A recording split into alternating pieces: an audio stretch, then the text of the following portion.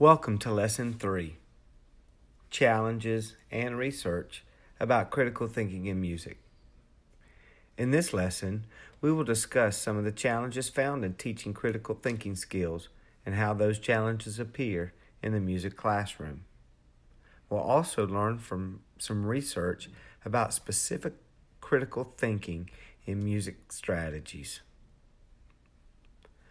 One of the greatest challenges found among those who study critical thinking is whether higher-order thinking skills are specific to a particular subject area or domain, or if they are applicable in many different areas.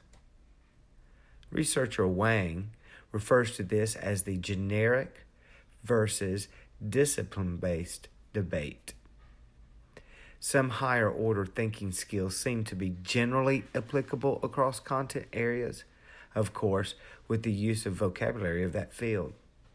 Many college curriculums provide classes that teach critical thinking skills as a set of abilities to be developed and applied across different domains.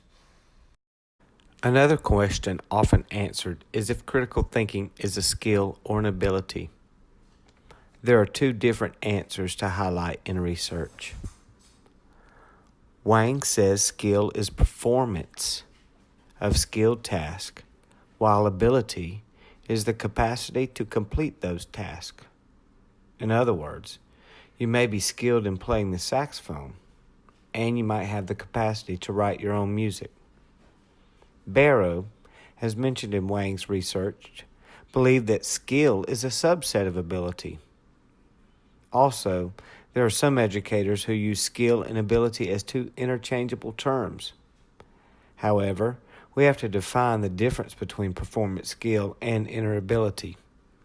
This challenge and clarity of definition, once understood, would allow for efficient instruction.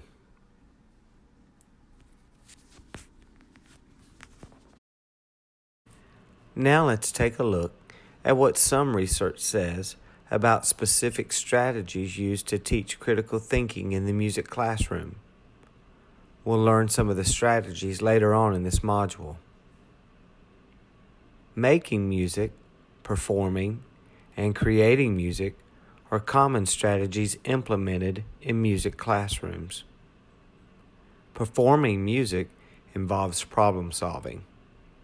As a Pennsylvania school system determined, students who studied instrumental music performed higher than students who did not study a musical instrument when comparing math and reading skill samples.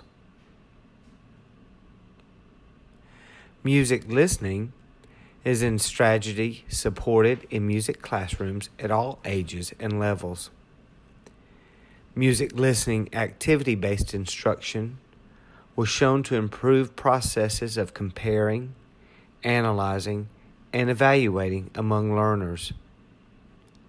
Students in the research on verbal descriptions were found to score higher on questions engaging higher-order thinking skills than students who just listened but did not respond in a verbal description.